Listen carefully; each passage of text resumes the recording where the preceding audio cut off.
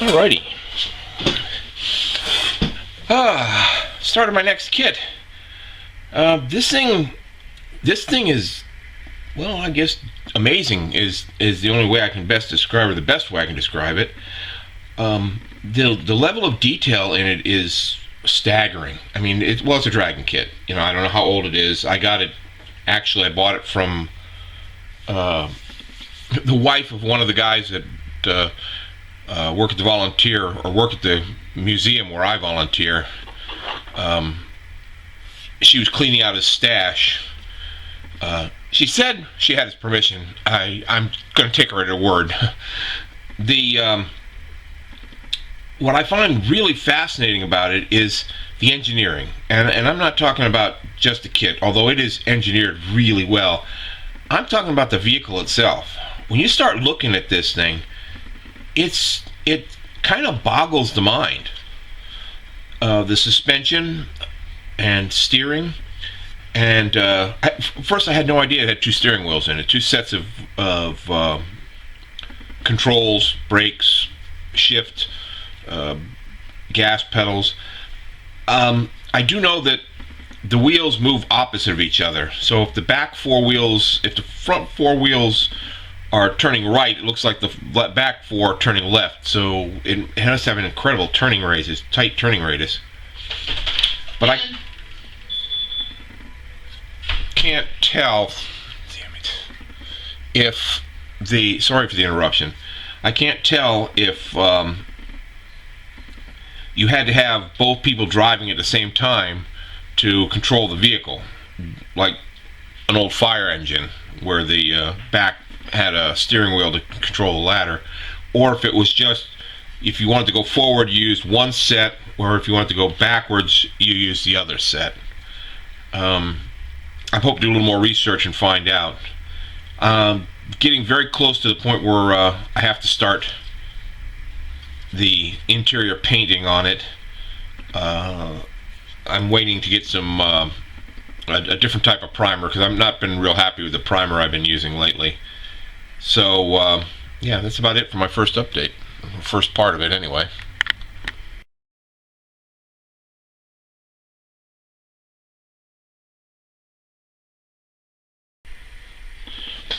Yes, a little more work done. The interior is complete. The painting is beginning. I've just got two colors on it at the moment, the black and the gray. Gray came out a little darker than I wanted, so that'll be toned down some, and then there'll be more touch-up painting and more color painting to go in there, but just want to bring it up to date on everything that's been done. Still really a great kit. Still fascinated by the engineering, and not bad at all, actually. The gun is nicely detailed. It gave you some options for muzzle brake and so on and so forth. Just the particular one I chose, and again that will be going to the detail painting, or into the detail painting, as soon as I'm done with the other sections. Had a slight problem with the gun mantle, or gun shield as it were. Now I don't know if I broke it or it was broken in the kit when I bought it, but this inner piece was split in half. As luck would have it though, the PE insert allowed me to secure it back together again strongly, and then on top of it all, the little cargo box also adds to the rigidity of it, because it's broken right there in the middle. So a little bit of fiddling and I got it all put together rather nicely, I think. Experimenting with a wet palette. This thing is pretty cool. I mean, it's all homemade from, you know, Tupperware kind of stuff, and paper towels and some baking paper parchment, and I like the way it works. I mean, I've tried it a couple times with faces, and it helps a lot in keeping the paint moist and allows for more flexibility in painting, and I'm finding it works well for all kinds of things, actually. The interior, the top, the all the clear glass has been masked over, so when I'm all finished, I peel it off, I should still have clear glass. Oh, also, I'm trying something new. I've been a kind of a staunch user of rattle can primer from Rust-Oleum, but the last few times I've tried it, I've had really rough surfaces, and I wasn't real happy with it. So I ordered myself a bottle of the Vallejo primer in white, and man, does this stuff shoot nice. I will never go back to a rattle can. Okay, thank you.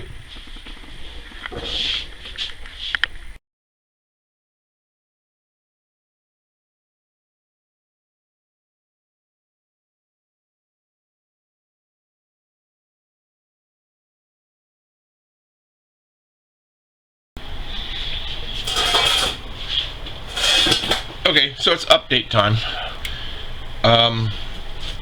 The vehicle is virtually finished. I have not put the tools nor the fuel cans on because I want to paint them separately. I'm going to have at least one fuel can, at least a different color, like it shows on the cover artwork. And I just find that interesting. Now I'm also trying something a bit new on this one. The vehicle itself has been painted, or primered I should say, flat black. And I've been seeing online that by using the flat black to start with and then highlighting it with, I'm trying pre-shading.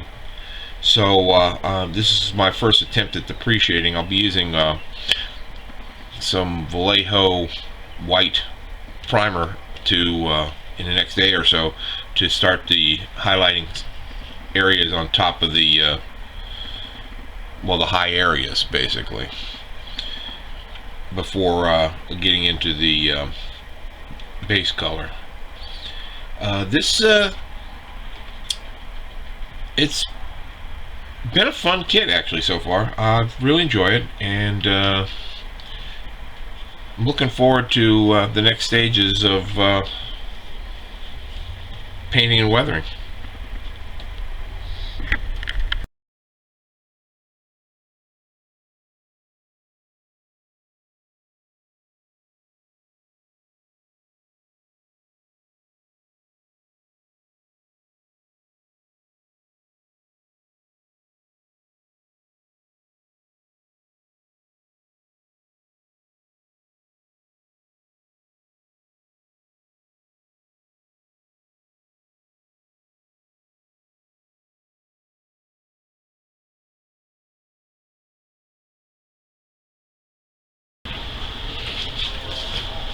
Alrighty, polished off another one.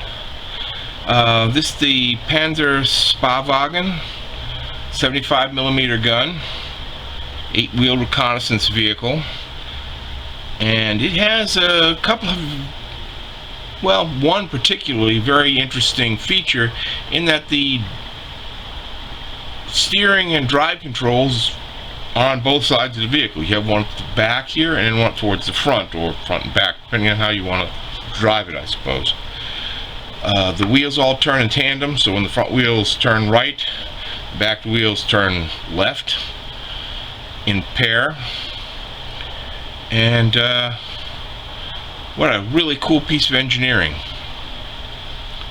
This one is painted in a 1945 Western Front scheme and marked as such. There weren't many actual vehicle markings for it. It had the front and rear license plate, and in this particular instance a small 4-leaf clover right there. The back license plate cover is hidden behind all this stowage.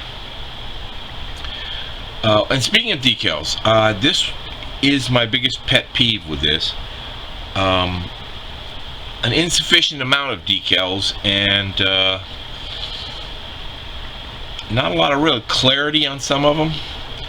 The projectiles, it came with enough it came with like 8 projectiles, I believe, including empty shells, like this one on the back. But it only came with enough decals for 4 of them. So it's like, and same with the projectiles. It had enough decals to do 4 of the projectiles. I only did 3 because if I make a whole diorama, I'd have made a bunch of extras so they'd lay on the ground. But yeah, it really kind of irked me a little bit that it didn't have enough decals for all the ammunition.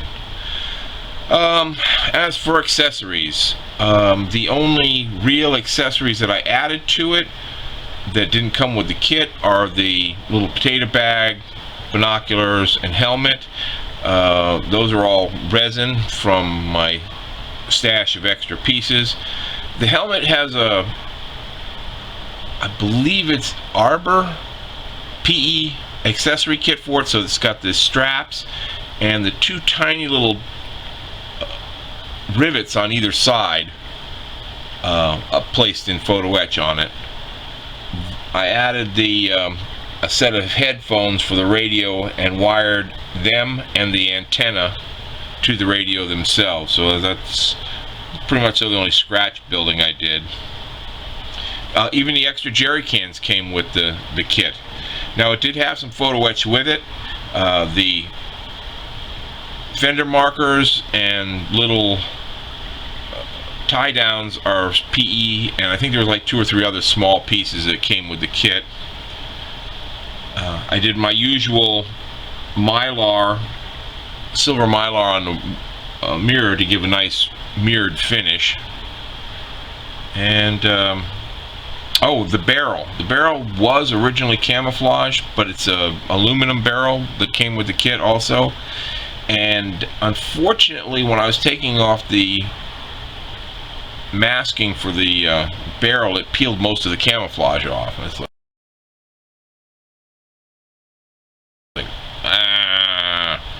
so after doing a little research and talking with my buddy Steve, he said that sometimes they would just replace the barrels on the weapons and they would simply put them back into combat before having a chance to do any painting to them. So this has the factory heat resistant or heat paint on it, and just slap back into combat. I took the opportunity after discovering that fact to change a few other things too. Like I left one of the wheels in a gray, as it might have been pulled off another vehicle. Fuel cans got mixed match in color.